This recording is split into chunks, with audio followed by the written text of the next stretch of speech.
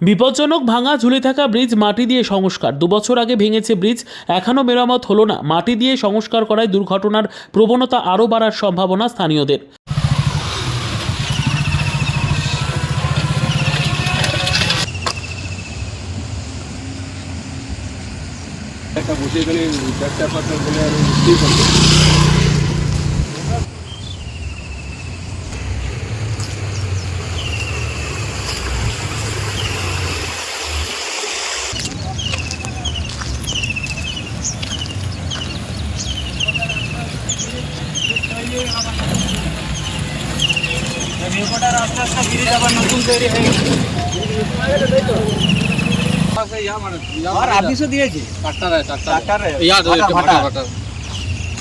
বাঁকুড়া জেলার বিষ্ণুপুর ব্লকের দ্বারিকা গোসাইপুর গ্রাম পঞ্চায়েতের সুভাষপল্লী গ্রাম পাশ দিয়ে বয়ে গিয়েছে বিরাই নদী।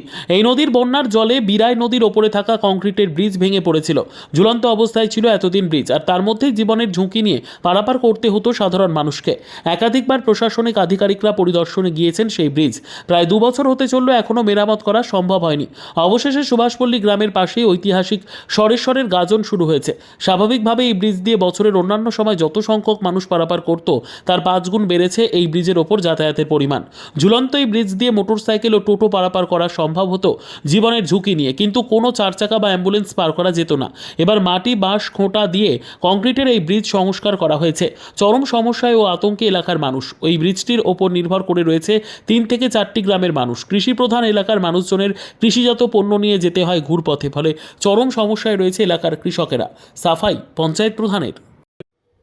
Bureau report, PB news.